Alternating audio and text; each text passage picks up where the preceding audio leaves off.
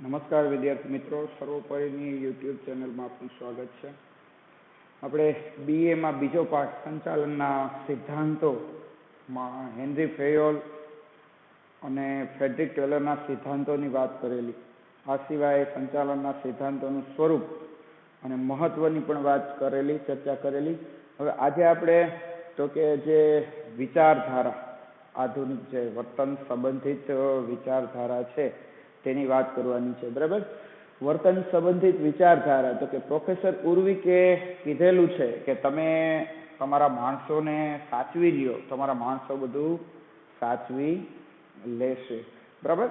આ વાક્ય છે એણે એમનેમ નથી કીધું, પણ ઘણા બધા વર્ષોના અનુભવ બાદ આ વાક્ય એણે ઉચ્ચાર્યું છે કે જો તમે તમારા માણસોને સાચવો, ટૂંકમાં તમે તમારા કર્મચારીઓની જે જરૂરિયાત છે એ પૂર્ણ કરી દો, એને યોગ્ય પગાર આપશો, બરાબર, તો એ કર્મચારી છે એ સંતુષ્ટ હશે. અને સંતુષ્ટ કર્મચારી છે તો એ વ્યવસ્થિત કામ બધું સંભાળી લેશે.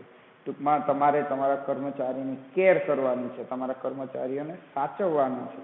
જો તમે એને સાચવી લેશો, બરાબર, તો એ બધું જ કામ હોંશે હોંશે ઉત્સાહથી કરશે. બરાબર, એવું એનું કહેવાનું છે. એટલે કીધું છે કે તમે તમારા માણસોને સાચવો, તમારા માણસો બીજું બધું સાચવી લેશે. ટૂંકમાં બધું કામ એ પોતાની રીતે ઉપાડી લેશે અને એકદમ વ્યવસ્થિત કામ કરશે. બરાબર. વર્તન સંબંધિત વિચારધારામાં તો કે સંચાલકીય કાર્યનું અગત્યનું કેન્દ્ર બિંદુ તો કે માનવ વર્તન અને માનવ સંબંધોનું જે મહત્વ છે એની વાત કરી છે. બરાબર. વર્તન સંબંધિત વિચારધારા કે માનવ સંબંધ અને માનવ વર્તન શું કહેવા માંગે છે. બરાબર. માણસ છે એ સજીવ છે, માણસ છે એને લાગણી છે. બરાબર. તો ધંધો છે એની લાગણીને સમજે, ધંધો છે એને આર્થિક રીતે મદદ કરે, બરાબર, માનસિક રીતે એને સાથ સહકાર આપશે તો એ કર્મચારી ક્યાંય નહીં જાય અને કર્મચારી પ્રમાણિકતાથી પેઢીનું બધું કાર્ય ઉપાડી લેશે. એટલે અહીંયા આપણને કીધું છે માનવ વર્તન અને માનવ સંબંધોનું જે કાર્ય છે એ વર્તન સંબંધિત વિચારધારામાં એનો ઉલ્લેખ કરેલો છે. ત્યાર પછી કાર્ય સંતોષ અને કાર્યક્ષમતા. જો તમે એ માણસના મદદરૂપ થશો, કે પછી લાગણી હોય કે પછી આર્થિક કોઈ પ્રોબ્લેમ્સ હોય, એમાં એની સાથે ઊભા રહેશો તો એ એકમની સાથે ઊભો રહેશે અને એને એમ થશે કે ના, મને જે પગાર મળે છે એ બરાબર મળે છે, એનાથી એને સંતોષ થશે. અને જો કાર્ય સંતોષ થશે તો એ વધુ કાર્યક્ષમતાથી કામ કરશે. બરાબર. તો કર્મચારીને કાર્ય સંતોષ થવો એ જરૂરી છે, કારણ કે તો એ વધુ કાર્યક્ષમતાથી કામ કરશે. જો એને એમ થશે કે મારું કાંઈ એકમ છે મારું કાંઈ રાખતું નથી, એકમને મારી સાથે કાંઈ લાગણી નથી, બસ એનું ઉત્પાદનથી જ મતલબ છે, તો એ કામ ઓછું કરશે. એને એમ જ થશે કે બસ હું અહીં મજૂરી કરવા આવું છું. બરાબર. પણ એવું ન થવું જોઈએ. એ એકમ સાથે લાગણીથી અટેચ થવો જોઈએ વ્યક્તિ. બરાબર. તો એની કાર્યક્ષમતા ઓટોમેટિકલી વધી જશે. મનોવૈજ્ઞાનિક અભિગમ છે, વર્તન સંબંધિત વિચારધારા છે, મનોવૈજ્ઞાનિક અભિગમથી કામ કરે છે. વ્યક્તિ ઉપર પ્રેશરથી કામ નથી કરાવવાનું, પણ વ્યક્તિની સ્થિતિ સમજીને એને મદદરૂપ થવાનું છે. તમે વ્યક્તિને મદદરૂપ થશો તો એ એકમને મદદરૂપ થશે, એ એકમનું વધુ કાર્ય કરશે. એટલે કીધું છે મનોવૈજ્ઞાનિક અભિગમ અપનાવવાનો છે. આર્થિક પરિબળોની જે આ વર્તન સંબંધિત વિચારધારામાં અવગણના થઈ છે. ટૂંકમાં લાગણીઓને વધારે માન આપવામાં આવ્યું છે આ વિચારધારામાં, વર્તન સંબંધિત વિચારધારામાં, અને આર્થિક પરિબળોને ઓછું મહત્વ આપવામાં આવેલું છે. તો એ એક એની મર્યાદા કહેવાય કે લાગણીને વધુ પડતું પ્રોત્સાહન આપેલું છે અને આર્થિક બાબતોને ઓછું. હકીકતે તો જીવનમાં આર્થિક બાબતો પણ એટલી જ મહત્વની છે. બરાબર. ત્યાર પછી ત્રીજું છે આધુનિક વિચારધારા, જે 1960 પછી ઉદ્યોગો અને ધંધાકીય એકમમાં પરિવર્તન આવ્યું. 1960 પછી જે કંપનીઓ છે એ બહુરાષ્ટ્રીય સ્વરૂપ ધારણ કર્યું. એકથી વધુ દેશોમાં વેપાર, વધુ ગ્રાહકો, અને વધુ ગ્રાહકો એટલે ધંધાની જવાબદારી વધી જાય, વધુ ગ્રાહકોને લીધે એને સંતોષ પૂરો પાડવો, એની જે જરૂરિયાત જરૂરિયાત જાણવી, એ જરૂરિયાત પ્રમાણે ઉત્પાદન કરવું અને મોટી માત્રામાં ઉત્પાદન કરવું. એટલે 1960 પછી ઉદ્યોગ અને ધંધાકીય એકમમાં પરિવર્તન આવ્યું. ધંધા છે એ મોટા થઈ ગયા. બરાબર. તો એના માટે તો કે નવી આધુનિક વિચારધારા છે એ અમલમાં આવી. સંચાલનમાં મનોવિજ્ઞાન, સમાજશાસ્ત્ર, આંકડાશાસ્ત્ર, ગણિતશાસ્ત્ર, કમ્પ્યુટર ઇન્ફોર્મેશન ટેકનોલોજીનો ઉપયોગ આ આધુનિક વિચારધારામાં કરવામાં આવ્યો. કે સંચાલનની સાથે સાથે તો કે જે સંચાલનની અંદર મનોવિજ્ઞાન કે ભાઈ કર્મચારીને કઈ રીતે સમજાવી શકાય, કર્મચારી ઉપર બળજબરી નથી કરવાની, પણ કર્મચારી પાસે પ્રેમથી કામ કઈ રીતે લઈ શકાય, એટલા માટે મનોવિજ્ઞાન છે.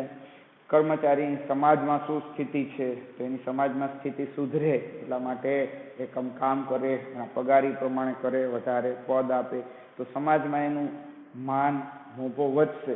ટૂંકમાં આ બધી જ બાબતોને સમાજશાસ્ત્રમાં, આ સિવાય આંકડાશાસ્ત્ર, કેટલા કર્મચારીઓ છે એ પોતાના કાર્યથી સંતુષ્ટ છે, કેટલા અસંતુષ્ટ છે, કેટલાને પૂરતો પગાર લાગે છે, કેટલાને ઓછો લાગે છે, કેટલા કર્મચારીઓ છે એ આવતા વર્ષે કામ કરવા તૈયાર છે, એકમમાં રહેવા માટે રાજી છે.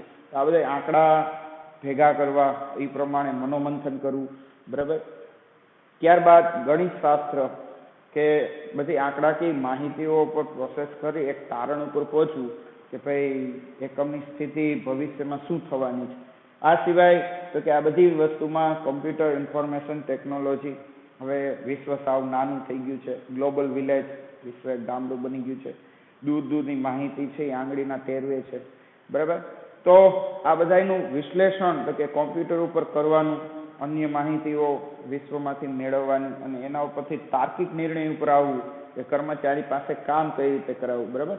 તો હવે સંચાલનમાં આ બધા વિષયોનો ખૂબ ભરપૂર ઉપયોગ આધુનિક વિચારધારામાં થાય છે. આધુનિક વિચારધારાના પ્રણેતા એટલે કે આ વિચારધારામાં કોણે પ્રદાન આપ્યું, કોણે પોતાના વિચારો આપ્યા છે, તો કે Koontz, O'Donnell, George Terry, P F Drucker, William Ouchi અને સી.કે. પ્રહલાદ જેવા સંચાલન શાસ્ત્રીઓએ પોતાનું આધુનિક વિચારધારામાં પ્રદાન આપેલું છે. બરાબર. વૈજ્ઞાનિક સંચાલનના, હવે ત્યારબાદ વૈજ્ઞાનિક સંચાલનના સિદ્ધાંતોની પ્રયુક્તિઓ આપણે જાણવાની છે. નવો ટોપિક છે. વૈજ્ઞાનિક સંચાલનના સિદ્ધાંતોની પ્રયુક્તિ હેનરી ફેયોલે આપેલી છે. પેલું છે સમય નિરીક્ષણ. બરાબર. કોઈ પણ કાર્યનો જે ભાગ પૂરો કરવા કેટલો સમય લાગે છે. બરાબર. ફ્રેડરિક ટેલરે આ વસ્તુ આ વાક્ય આપેલું છે. બરાબર. આ વાક્ય કોનું છે? Frederick Taylor. બરાબર. તો કોઈ કામ કરવું છે તો એ કામમાં કેટલો સમય લાગે? માનો કે સાયકલનું ઉત્પાદન કરવું છે તો કેટલો સમય લાગે? 10 મિનિટ થાય છે. કાર બનાવી છે તો કેટલો સમય લાગે? 1 દિવસ લાગે છે. બરાબર. તો કોઈ પણ ઉત્પાદન કરતા કેટલો સમય લાગે છે એની ગણતરી કરવી. કોઈ કર્મચારી છે, કોઈ ઉત્પાદન કેટલા સમયમાં બનાવીને કમ્પ્લીટ કરે છે તો એને સમય નિરીક્ષણ કહેવાય છે. સમયનું નિરીક્ષણ કરવું કે આટલું કામ કરતા એને આટલી વાર લાગી. કોઈ વ્યક્તિ છે ને 50 પ્રોડક્ટ બનાવતા કેટલો સમય લાગે છે, તો સમય નિરીક્ષણ. અને આ સમય નિરીક્ષણમાં તો કે ક્યાંય સમય વેડફાય છે કે સતત કામ કરે છે. બરાબર. એ પણ જોવામાં આવે છે. બરાબર.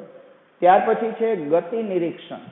બિનજરૂરી ખોટી દિશામાં થતા બિનકાર્યક્ષમ હલનચલનમાંથી ઉદ્ભવતા બગાડને દૂર કરવા ગતિ નિરીક્ષણ કરવામાં આવે છે. ધંધામાં કોઈ કર્મચારી છે એ કેટલી ઝડપથી કામ કરે છે અને પોતાના કાર્ય દરમિયાન એ ખોટી દિશામાં સમયનો વેડફાટ કરે છે, સમય બગાડે છે. બરાબર. આડી અવળી પ્રવૃત્તિઓમાં કેટલો સમય બગડે છે તો એનું નિરીક્ષણ કરવામાં આવે છે. બરાબર. એટલે ખોટી દિશામાં બિનજરૂરી પ્રવૃત્તિ. બરાબર. તો એની બિનકાર્યક્ષમતા કેટલી છે, વચ્ચે વચ્ચે કેટલો થાક ખાય છે, સતત કામ કરે છે, નથી કરતો. તો આ બધી જ બાબતો છે એ ગતિ નિરીક્ષણમાં જોવામાં આવે છે. બરાબર. ત્યાર પછી ત્રીજું છે ભિન્ન વેતન દરની પદ્ધતિ. કામદારોને તેમના કામના સમયના આધારે વેતન સંબંધી ઉત્તેજન આપવાની પદ્ધતિ એટલે ભિન્ન વેતન દરની પદ્ધતિ. કર્મચારી કેટલું કામ કરે છે બરાબર. એટલે ટૂંકમાં એક પ્રોડક્ટ ઘણા બધા કારખાનાઓમાં અત્યારે જો સિસ્ટમ છે કે મહિને પગાર થતો હોય, તમારો ફિક્સ પગાર હોય મહિને 12,000 રૂપિયા, પણ ઘણા બધા કારખાનાઓમાં છે એ એવી સિસ્ટમ છે કે આ એક પ્રોડક્ટ બનાવી તો તમને 5 રૂપિયા બને, બરાબર. આ 2 પ્રોડક્ટ બનાવી તમને 10 મળે. તો જેવી કર્મચારીની કાર્યક્ષમતા અને જેવી એની ઝડપ, જો એની ઝડપ વધારે હશે તો સાંજે એ વધુ પૈસા કમાઈ શકતો હશે, જેની ઝડપ ઓછી છે એ સાંજે ઓછા પૈસા. ટૂંકમાં એનો ઉત્સાહ વધે એટલા માટે આ ભિન્ન વેતન દરની પદ્ધતિ છે એનો અમલ થાય છે, બરાબર. જે કુશળ કર્મચારી હશે, અનુભવી હશે, જૂનો કર્મચારી, એ ઝડપથી કામ કરશે, ટૂંકમાં એને વધુ વેતન મળશે, વધુ પૈસા કમાશે.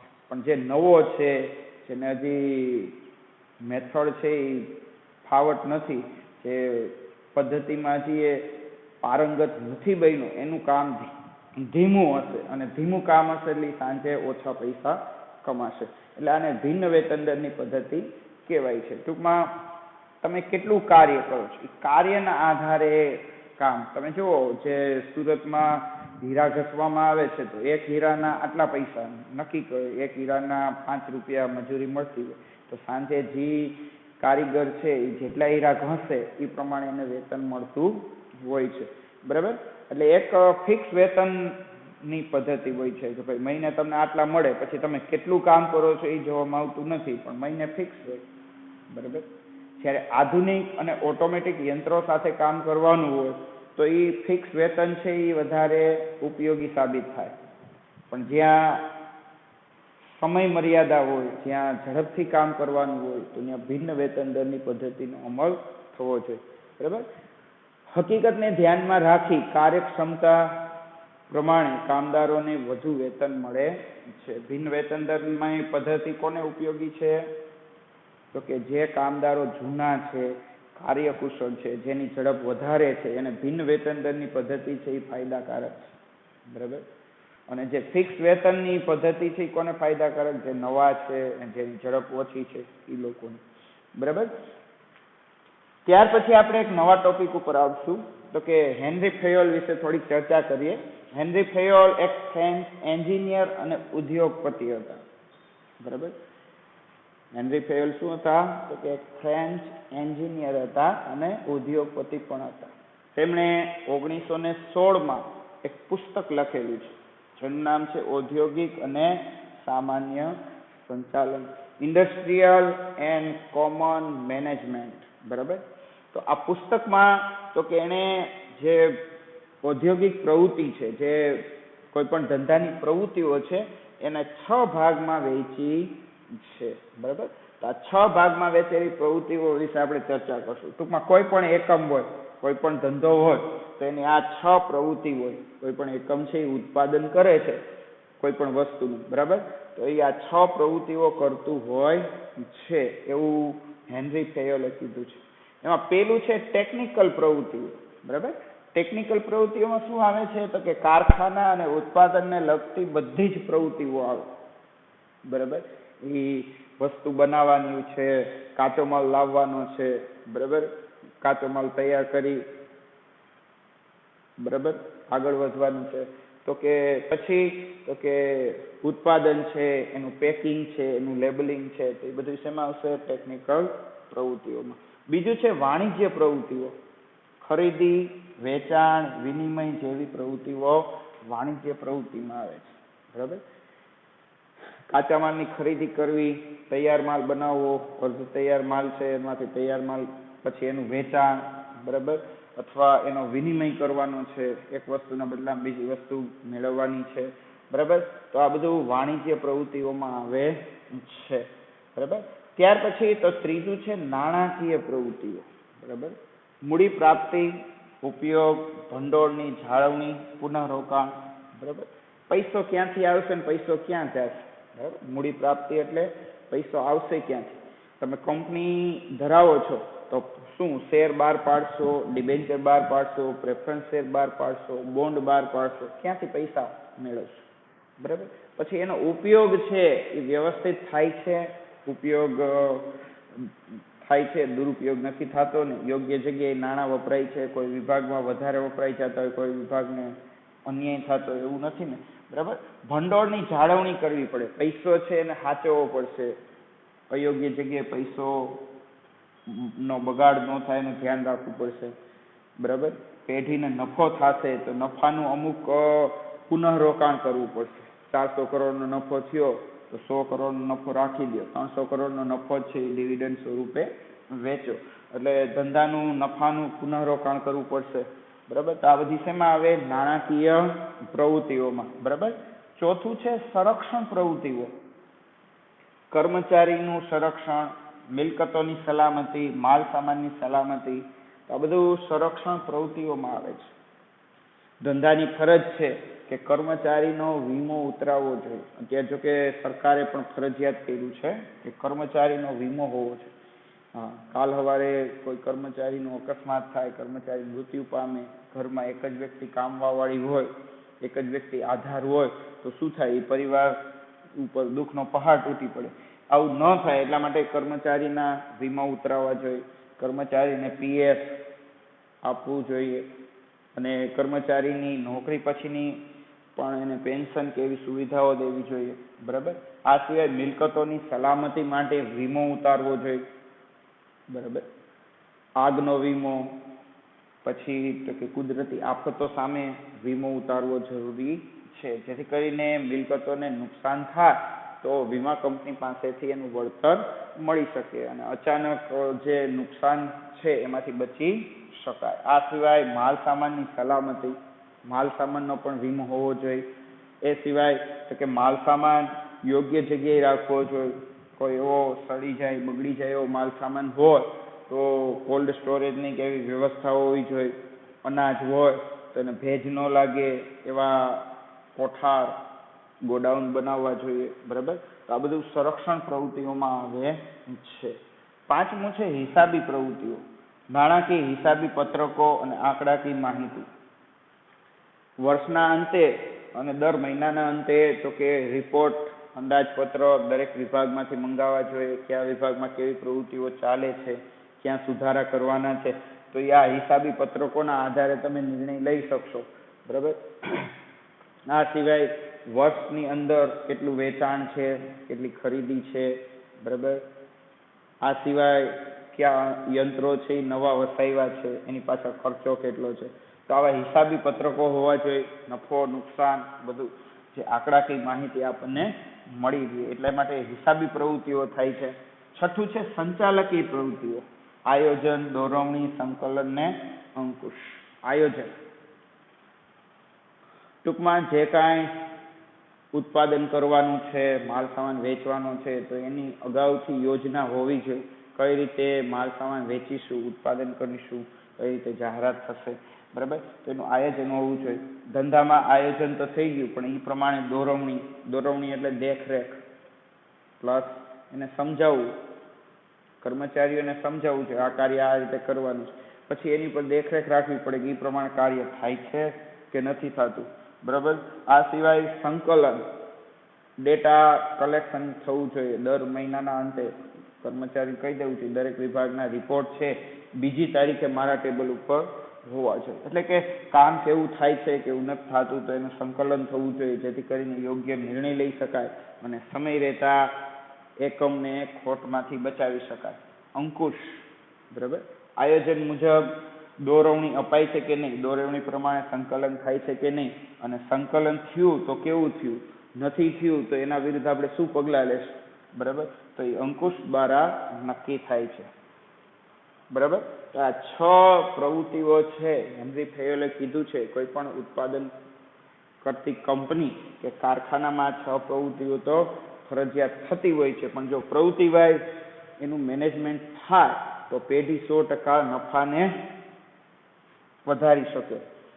ત્યાર પછી આપણો પાઠનો છેલ્લો મુદ્દો છે પીટર એફ ડ્રકરનું સંચાલન ક્ષેત્રે પ્રદાન, બરાબર. પીટર એફ ડ્રકરનો જન્મ 1909માં અને તેનું મૃત્યુ 2005માં થયેલું છે, બરાબર. પીટર એફ ડ્રકર છે એ એક લેખક હતા, ચિંતક હતા અને કેળવણીકાર હતા.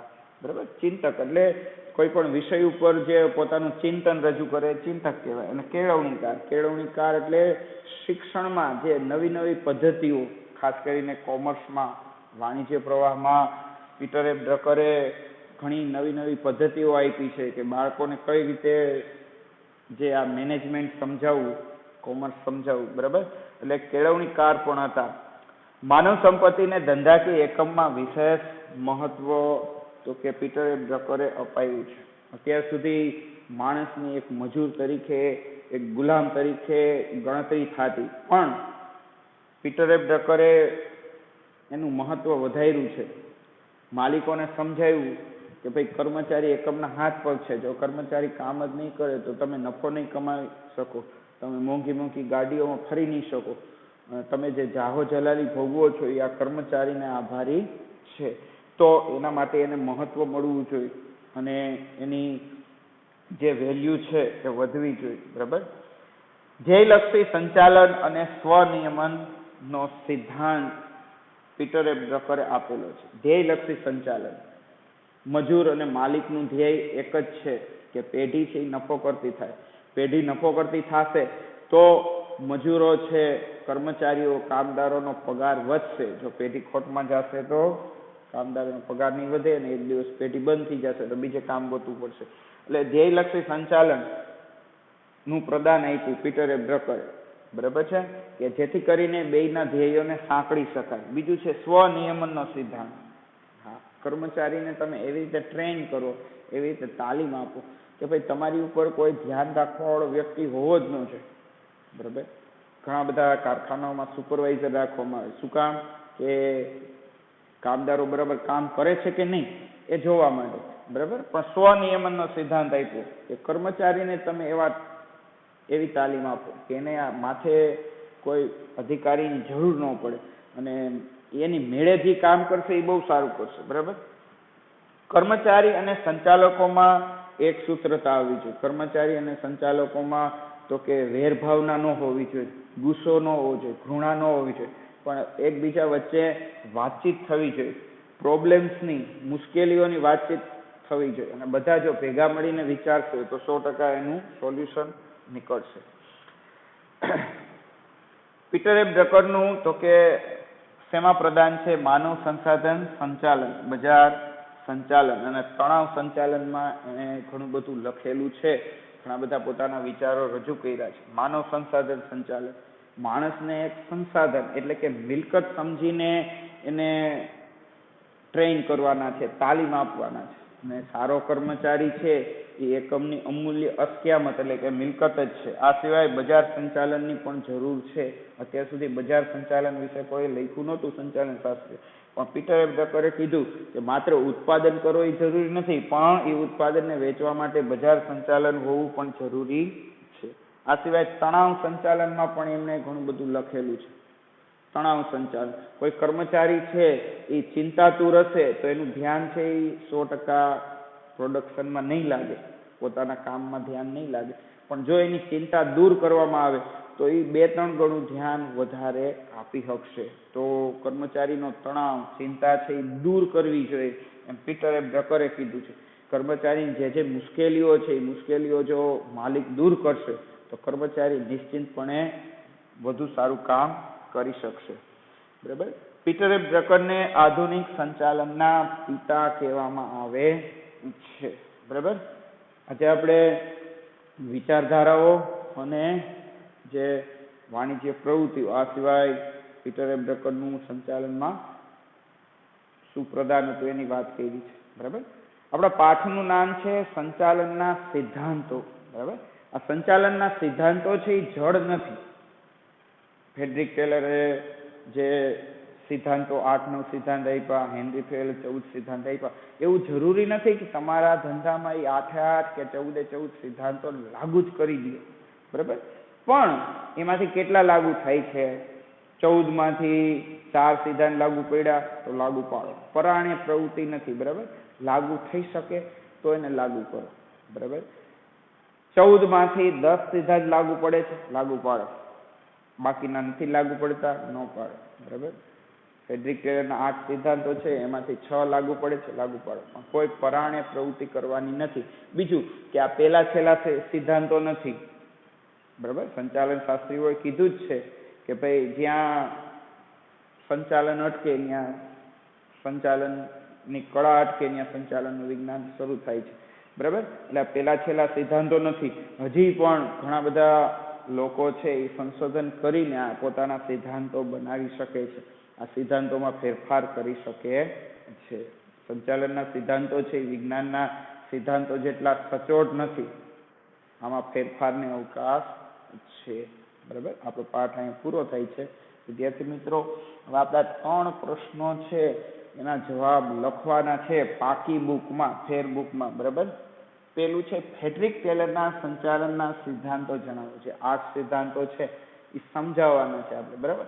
એટલે ચોપડીમાં બેઠા છે જ, બીજા પાઠમાં ગોતશો તો મળી જ જશે, બરાબર. બીજું છે હેનરી ફેયલના સંચાલનના સિદ્ધાંતો સમજાવો, બરાબર. હેનરી ફેયલના 14 સિદ્ધાંતો છે, બરાબર. તો આ 14 સિદ્ધાંતો સમજાવવાના છે, માત્ર પોઈન્ટ નથી લખવાના. ઘણા વિદ્યાર્થી મિત્રો નોટ લઈને આવે તો ખાલી પોઈન્ટ જ લખ્યા હોય છે. પોઈન્ટ નહીં, પોઈન્ટની અંદર પણ લખવાનું છે, મુદ્દાઓની અંદર પણ લખાણ કરવાનું છે. ત્રીજું છે સંચાલનની દરેક વિચારધારાઓ સમજાવો, બરાબર. જે પ્રશિષ્ટ વિચારધારાની આપણે અગાઉ વાત કરી હતી, પછી આ બીજી વિચારધારા વર્તન સંબંધિત વિચારધારા છે, બરાબર. તો પ્રશિષ્ટ ને નવ પ્રશિષ્ટ આગલા જે લેક્ચરમાં આપણે વાત કરી હતી, તો ઈ અને અહીંયા જે આપેલી છે 2 વિચારધારા, એ ટોટલ 4 વિચારધારા છે. આ 4 વિચારધારા છે એ આપણે આમાં લખવાની છે, માત્ર મુદ્દા નથી લખવાના, અંદર પણ લખાણ લખવાનું છે, બરાબર છે. નમસ્કાર.